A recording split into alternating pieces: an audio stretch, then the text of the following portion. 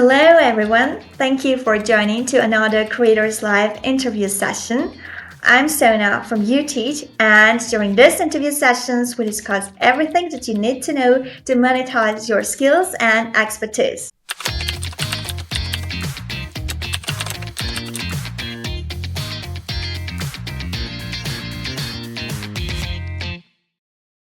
I'm very excited to be joined today by Helen Hicks, who is a health professional, who is a coach, parenting coach with 15 plus years of experience, who is a fellow podcaster, who is an author, and everything in between. Hello, Helen, and thank you so much for being with us and joining us today. Oh, thank you so much for having me, Sona. I appreciate this opportunity to speak to everyone. Yeah, and to begin with, I would like us to discuss your backstory, and I really like to know what led you to coaching. What was the inspiration for you to become a coach? Were there any life moments or experiences that led you to that? And how did you discover your passion for coaching? And at that you want to be a parenting coach? Okay. I've been in the mental health field for about 30 years now. With counseling, there's a lot of repetition. You find yourself saying the same thing over and over and over again. And I found myself feeling less enthused. A few years ago, I was in a place of just trying to explore to see what are other options out there for me. And in speaking with someone, I guess another coach who was kind of helping me to explore what I thought my options were. He just made a statement that was just like, "Hey, what do you feel like you do really well at?" And instantly, I was just like, I feel like I'm a really good parent, and I know how to help other parents, and I do well with that. And so that just kind of sparked me writing my book. So I have my book, The Parenting Treatment Plan. And then from there, in talking to people, getting feedback in regards to the book, they love the book, but they were like, well, it's a long book. Can you condense, things down for us and, simplify a little bit more? So I was like, okay, I can definitely do that. And that kind of led me to creating, my parenting course. And so that way it really is more condensed, direct information. And I definitely hope everybody finds it very helpful as well. Yeah, it's so inspiring having those people by your side and telling you, like, leading you to your passion, letting you to do what you're really good at. And it's really important factor one's career, really. And for aspiring coaches who are just starting their career, it is a really important factor to be able to build this initial trust, to be able to build this initial safe environment with them, because you can be like a great coach, you can be able to deliver the transformation that you promise, but it is like a relationship with your client, and if they are not willing to open up, your program cannot work the way you planned it to be. So I was wondering if you have any strategies to make your clients feel safe or to build this client and coach relationships on the right path to for them to feel safe and comfortable with you and trust you as a coach at the beginning. Okay, definitely. One of my first objectives is always to empathize with people and, therefore to demonstrate that I do have a deeper understanding of what they're saying. It's not just parroting back, oh, I understand, I understand. It's not that. It's, oftentimes when I meet with clients, if they say, hey, I've been experiencing A and B, I'm often able to fill in and C, D, and E. And they're like, oh my gosh, how did you know? you know Instantly they feel like, you get it, you know where I'm at, and that also helps them to feel encouraged that I do know how to help them get to where they want to be if I have a clear understanding of where they are. Yeah. So is it about like meeting people and trying to be helpful? throughout your environment and everywhere? I guess you can describe it that way, a very simplified way. So, trying to figure out how to put it into words. Most of my clients are also like they started as counseling clients, or they know me from, counseling experience and things of that nature. And so oftentimes it is them coming to me, presenting with an issue, saying, oh, I have a concern, or asking a question. So what do you think about this? What do you think options are? What are the skills, and things of that nature. And so yes, the interaction often starts with someone seeking me out, someone who's saying, hey, I have this concern or issue. What do you know that can possibly help me with it? And then that way we're able to kind of dive a little bit deeper into everything. Yeah. So, also about you mentioned that you've already developed your course or coaching course. I was wondering, when you are deciding on a program, it can be a coaching program, it can be a course, even it can be a package. Like you already have your methods, tasks, and techniques say right at the beginning. Like you know your approach, you know your way of delivering what you promise, but also the clients can differ and their needs can differ. So I was wondering how you personalize what you've already planned for each client to meet their needs and to help them achieve their goals in your field. Okay, so yes, I have my generalized course program, which is like all the foundational information that I think every parent out there absolutely needs to have. But with my course, I also have a community option. It's free with the course, so people don't have to be a part of it. But in the community is where you absolutely can ask me more of those personal and direct questions, and I will get back to you and help guide you.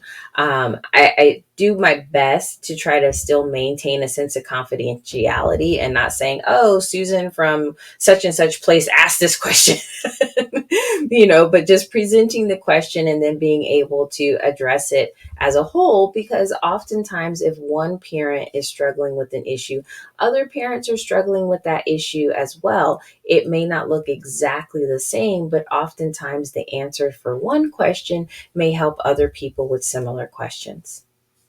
Yeah. So you identify like the key questions that one of them should have, and then like create your like program based on that for other people as well. Kind of. So I refer to my course as like a living work. So if I get feedback from people where people are really struggling with a specific area, then I'll create another lesson, and add that to the course so that people can say, oh, okay, there's something else that addresses this problem or this concern, rather than them having to kind of like scroll through the community and figure out, okay, where was this question asked? How do I find the answer? That sort of thing. So if it is like a repeating question or concern that parents have, then I just kind of make it as part of the lessons. Yeah. Do you also have like one-on-one sessions with the clients? um Not necessarily. I'm not 100% against it, but I'm also kind of trying to pull a little bit away from that. um I guess because it tends to fall back into counseling, at least for me, because that's, my background and that's what I'm used to.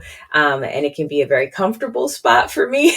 So I try to coach at a little bit of a distance so it's not as personal and as intense as counseling. So that's kind of how I draw the line between the two. Oh, okay. So during your counseling experience, I was wondering if you did the initial assessment of the client to be able to figure out where they are on their journey and to be later be able to help them on their journey. Absolutely. That's also, yeah, I mean, it's always a crucial aspect of counseling to have, a thorough assessment of, who you're working with, what's going on with them, what are other factors that are contributing to where they're at and where they want to be. So yes, there is definitely an assessment process that goes along with counseling. And I guess it's hit and miss with assessment or full assessment with coaching, because it's like one of those things where, yes, you need to know certain pieces of information, but you also want to make sure that you're not crossing a line into, a different realm of service. So at this initial assessment, how do you prefer it to go? Like, is it like in a written form, or do you prefer to like talk to your client during the personal call or anything? I prefer just talking it through. So I'm aware of all the different aspects of people's lives, those interconnected dynamics and things of that nature. So with all my years of experience, I tend to just kind of ask questions along the lines of, okay, here's what's going on with you. Now let's expand that a little bit more. What about the immediate people around you? What about, let's go into your work circle, let's go into your friend circle. Let's, really kind of examine where all these different pieces are at and how are they interconnected and therefore interacting with that person. Yeah. And is it that they like to open up during the first stages of your working together, like talk right about their friends or talk about the environment? To, I'm sorry, talk about friends and employment. Yeah, like you mentioned that you ask questions for initial assessment for them, like to talk about their friends or anything that can help you, like help them achieve their goal, help them achieve their journey, final journey. And I was wondering if they're willing to open up during the initial contact with you. I mean, most people do. On occasions, I do wind up having people who I've worked with for a while, and they're like, "Oh, by the way, this," and I'm kind of like, "Well, that would have affected the course of things had I known that sooner." But it is what it is. I understand most people do, come to counseling or coaching, whatever service it may be, because they do want the help. They do want to make changes within their lives, but it's still a little bit of an intimidating process. People are still afraid of, being judged, being looked Yeah. at negatively, whatever connotation they may attach to it. So it's about building that trust and letting them know, hey, I'm not here to judge you. And everybody is going to test that at some point in time in some type of way, whether, they disclose, a big piece of information right in the beginning because they're testing to see what my reaction is. They're testing to see, okay, are you just automatically going to slam the hammer down and judge me as guilty and, you know, all these other things, or are you really going to be understanding and empathetic and try to get a better grip on where I was coming from in my moment when I engaged in whatever behavior it was? So I definitely always lean towards understanding, so if somebody drops a bomb on me, I'm just like, well, tell me more about that. Where were you at that particular time in your life? What was contributing to your circumstances? Yeah. And you mentioned about empathizing and really understanding your client. I was wondering how can you show that? Is it like being able to actively listen and they ask follow-up questions? How does this empathy and understanding show? Okay, so it is active listening. And again, it's not just reflecting back to people, oh, I understand. It's being able to say something that relates to what they said. It could be an analogy of sorts or anything that helps them to see or to have a deeper sense that, oh, you do get it because you can relate it to something, similar. And sometimes there's still like a piece of information that's missing, and I absolutely welcome clients to be able to say, well, that's not quite it.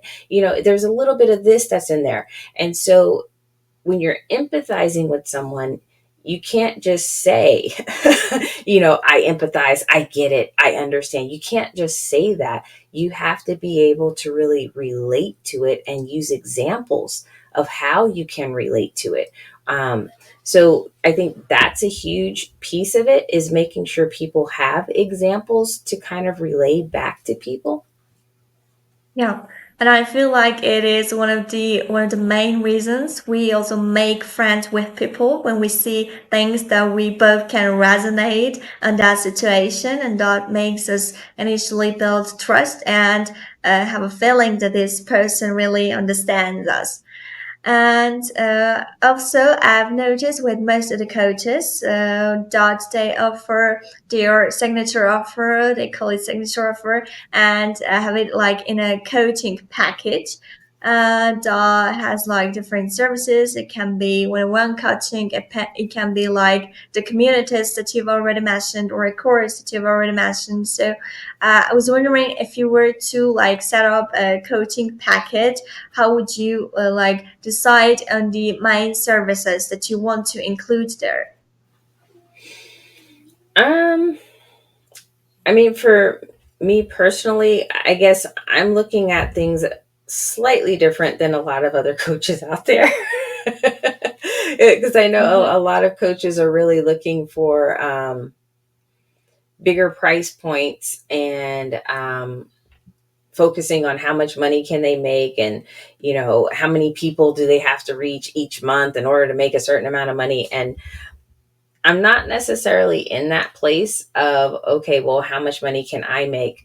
So I feel like I offer a really good package for a really low price point, just because my professional goal is to be able to reach 1% of the world and being able to teach people how to parent healthier and easier, because parenting is universal. If Yeah, you are a person in this world, somebody at some point in time had to parent you to whatever degree in order for you to grow, in order for you to survive. So everybody has that in common, and it's a need that everyone has. And so my package is, my online course is about 7 hours worth of material. And that's not including the handouts that you can download, the exercises that you can utilize, journaling tips, that I offer within that. Plus, you have the community where you can ask questions. You can also connect with other parents, wherever they may be located. Um, and I'm offering all of this for just like $47 a month. People can come and go as they please. So if you come for, 2 months and you say, hey, I'm good, I'm going to dip out for a while, then you can absolutely do that. And if a year down the road, you're like, okay, well, let me go back and freshen up and, get these skills back on point, then you can absolutely do that. So I do that because I want to be able to maximize the number of people that I can reach. And ultimately, if I do manage to get 1% of the world within my lifetime, then the one obviously percent that is would be. already great. Yeah, So, yes, considering the growing and huge population. right. So I in our interview, you mentioned that you have this book and you decided to like create the course idea of the idea for your course came from your book. So I was wondering, how did you like decide to like make a comprehensive course around the topic of your book? What led you to that? Okay, so really it was the feedback from people in regards to the book.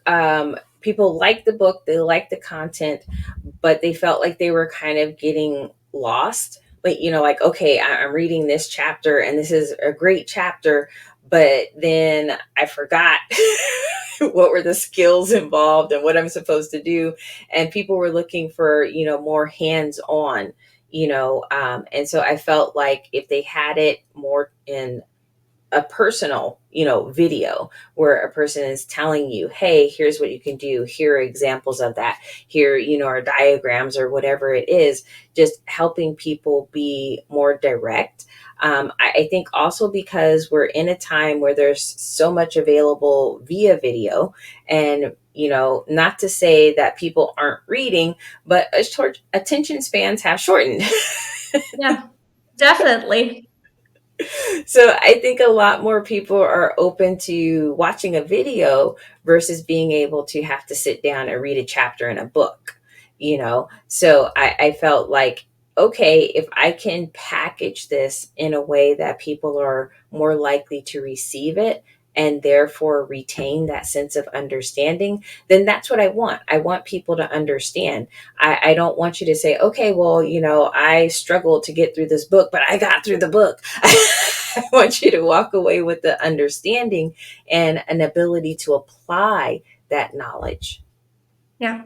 Also, it's a great way to reach more people because they say that people prefer to learn in diverse ways. Some are visual learners, some prefer the text information in order to retain the material better. So I think it's also a great way to reach more people and constantly be able to help even more people with the course. Absolutely. Yes. It's funny that you mentioned that because I mentioned that in my course that, people may need to have this information in various different ways, hence the handouts that go along with it as well. Yeah. And also I heard that there are several ways to make your course more engaging and to help people retain the key points of your course better. And one of those ways is incorporating quizzes in your course to help people like recap the key points that they need to focus on, like the key takeaways from each episode, from each module. And I was wondering if like you include quizzes in a coaching course as well. Yes, they're short quizzes. They're really not designed to challenge people, but Yeah. really just to reiterate the information that was presented. So I believe I limited the quizzes to about 5 different questions, and really focusing on the key points that I want people to be able to take away. So it's really just a repetition of information. Yeah. And how do you develop the a quiz, and how do you feel like it helps you to enhance their experience with you? Okay, so when I developed the quiz questions, I was really kind of focused in on what are the key points? What are the key things that I want people to remember and to take away? What do I think are the most important pieces of this section of information? And then once, identifying those pieces, just okay, how can I simplify this? And making sure that I was also repeating language that I used in the lesson so it sounds familiar to people, because that can lose people as well when you have a set of language in the lesson, but then the quiz comes and it's a different language that you're using. You're describing things with different words, and people get a little bit confused as, okay, well, is this that? Or is it something different? So making sure that the language matched as well as what was being presented. Yeah, it's a nice point to mention because especially if you're going into an industry where you know little about, and when they have like all those different terms, the inspector, the facilitator, the counselor, the coach knows all these terms, and it feels like comfortable, and they don't even really pay attention to whichever of those terms they use. But for the learner, for the clients, for people, it's really like different, like the same term seems different. Right, right. And it can be confusing for them as well. And then when people start getting confused, then they lose confidence, about what they're doing. And it's easy for them to drop out rather than to keep focused and keep working at it. Yeah, it also affects the motivation, so we can say. Right. And throughout our interview, you've mentioned that your main goal is not chasing after the money. Rather, your main goal is to like really help people and try to reach even more people to be able to help them. And however, I was wondering if you like do any marketing for your counseling and coaching business. Are there any channels that you like to focus on? For example, is it your website? Is it mainly your videos that you post?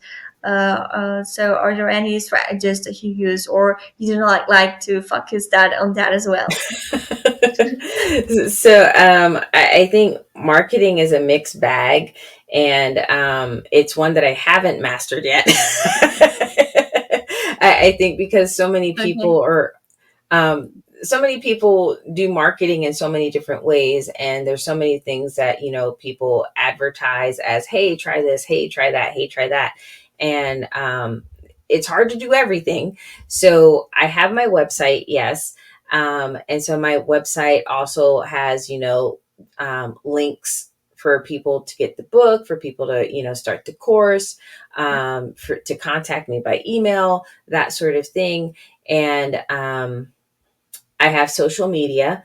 And so, of course, with social media, right now, what I'm trying to do is once a month, I host a free 30-minute webinar on a parenting topic. And so that goes to all my social media accounts. I also have my YouTube channel. So any videos that I do, whether it's the webinars that I do monthly, or if it's random videos that I do about parenting stuff, that also goes onto my YouTube channel. So I have those means out there where people can find this information. Also with Google searches, and doing my best to maximize SEO, whatever Oh, representation I so put there. So yeah. yeah. So you've mentioned that you post the webinars and everything on your socials as well. I was wondering if you also share like any personal stories that your clients can resonate with, or you're not that much into socials. I'm really not that much. Okay. I mean, personally, I kind of look at social media as a necessary evil. It's not my favorite thing to do. I find a lot of it a bit draining, so it's a little difficult for me to like get into social media. But I know, and I have my oldest son. He's like, "Mom, you got to be on TikTok. You got to make your TikToks and this, that, and the other." And I'm like, You can but I ask your totally son to help you understand. with that. That would be awesome. I have, so we'll see what happens. Oh, great. So for people who like to focus on all these different fields, on like focusing on the business aspect of coaching, for focusing on marketing, and also developing all the materials that you need to use, I'm sure that this comes with some costs, financial costs. And I was wondering if you can give a slight idea for aspiring coaches, for people who like to start creating their course, or what this scope of this expenses can look like. Ooh, well, the scope of expenses can get really high really fast. And so, like I said before, there's definitely a lot that's out there, and, a lot of people, a lot of agencies, everyone out there who's, making these big promises about what they can do for your business and your coaching course or whatever. I guess my biggest advice, and this is definitely a hard lesson learned, is stay within what works for you. Don't think that you have to go into debt trying to keep up with other people who may be paying thousands of dollars for some type of marketing help. And you have this mindset, well, if I put all this money in there, then I'm going to make it back in this amount of time. And well, there's no guarantee. So you really have to stay focused on what you can do with what you currently have until you have more to work with. And as you know, your income grows, then your budget for marketing can also grow. But if you overextend yourself too fast, too soon, then you're going to be in a place where you're playing catch up with a lot of stuff.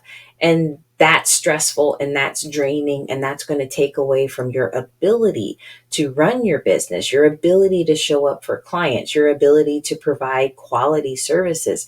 And you don't want that. You don't want something that's potentially going to harm your overall, service that you're trying to provide. So as much as there is out there, because trust me, I have talked to people who are like, well, hey, I'll only charge you like $30 an hour, versus people who are saying, well, give me $2,000. Yeah. So if we only focus on the main services that you need to provide, like only developing the course program that you want to offer. So if we only focus on the course program, is there any like an amount or key points that you would like to mention? Like they need to Oh, pay attention to those. okay. So in creating my course, it was kind of like, here are the things that stood out to me immediately in regards to, oh, I got to talk about this, I got to talk about that. Again, reflecting back on the book and making sure that I was touching on the chapters, that are a part of the book, and making sure those were like the most important chapters, because, hey, not everybody's going to read a book from cover to cover. So, if you're focusing on the highlights, did you get it? And then I had someone else look at it and review it, and to say, hey, if you knew absolutely nothing about this topic and you went through this, am I covering, the information that would help you to understand and to walk away with a deeper sense of, okay, I get it. And so I had to have someone else look at that information and point out to me where the holes were. It's like, okay, well, you talked about this and I felt like you jumped over here and I wasn't really sure how these two things connected. So, like, definitely it should be like, a work in progress when you're first, putting it together, and definitely invite other eyes and ears to get involved with it, because as the creator, all the information. And, we were talking about this before, you have all this language that's associated with it. And it's easy for our brains to fill in the blank and not really register there is a blank. Yeah. So definitely have someone else take a look at it and give them, have them give you feedback in regards to if there's a flow to it, if it's making sense to them, if they're walking away with the understanding you want them to have.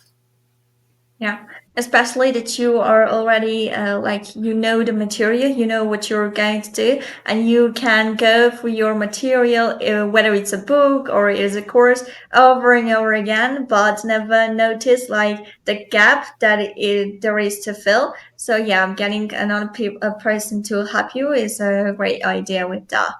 Another way that I feel like people can like monetize their skills as coaches if they want to like offer coaching services is starting with a membership program. So it can like include different ways of their services within a single membership with a subscription. So I was wondering what like potential services or mix of services membership program could cover for a coach. Well, I suppose it could cover a lot. Yeah, sure. So, for member services, just off the top of my head, I would think that would include, a certain amount of time, that you're spending with someone individually or within a group or a combination of both, to be able to say, hey, you'll get 2 one-on-one sessions a month, but then you'll also be able to have like 4 group sessions every month, something to that nature, just to help people stay on track with whatever their goals are, and to also feel supported, because being in a group, there's also a sense of validation. I know there's at first that sense of embarrassment that, oh my gosh, everybody's going to know my business. But then there's also that sense of validation and camaraderie and support that comes along with it, when you're like, oh my gosh, other people get it. I'm not alone. And I think that is such a huge factor with human beings, of us knowing we're not alone. So, in terms of like coaching packages, yeah, that absolutely can be a combination of individual and group, and also being able to provide people with different methods of learning. Like you may have handouts, you may have, pre recorded things that they can access, things of that nature. Yeah, sure. And also, depending on whatever services you want to include in your package or in your membership, your price can vary. Also, depending on the efforts and resources you put in there. So that's why I feel like pricing your course or pricing your program overall is a really challenging decision for most of the people. So I was curious to know if you have any key considerations or advice for people who are trying to decide on a price that is not intimidating for their clients and on a price that can feel comfortable for them to start with. Okay. So you can always do research. And sometimes that research can be as easy as a Google search. Just searching for, coaching services in my area, how much does Yeah. it cost? And whether you want to make phone calls, or you want to, send out emails inquiring about, what other people are pricing.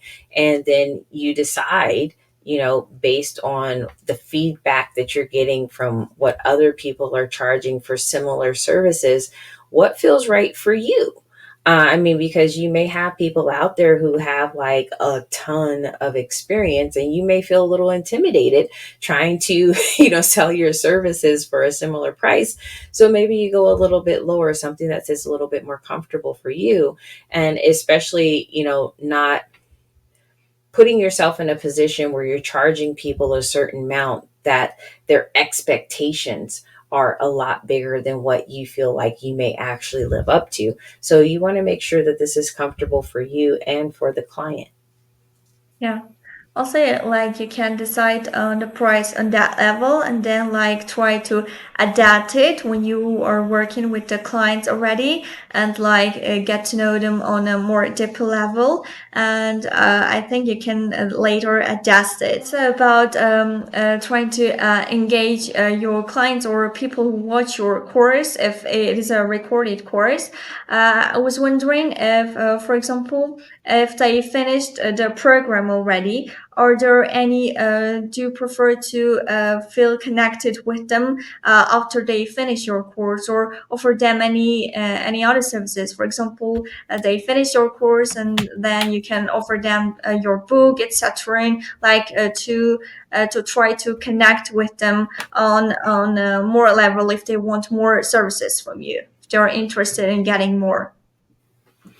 So, sure, there's definitely an option to where people can, you finish the course and you can reach out to me through my website, or email me and say, hey, Helen, I'd really like to work with you individually. And then we can definitely make arrangements, which would probably be moving more into a counseling relationship rather than just a coaching relationship.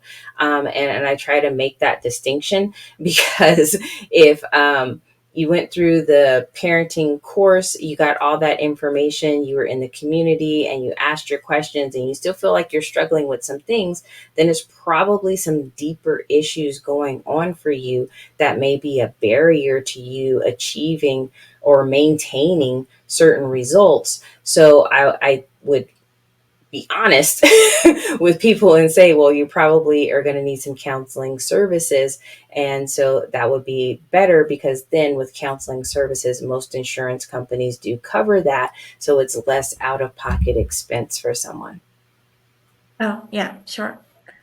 And to kind of bring all this discussion points to a close that we discussed during this interview, and to sum up all these experiences, I would like you to give like your a piece of advice to our listeners who are aspiring coaches and who just want to get started with their program already.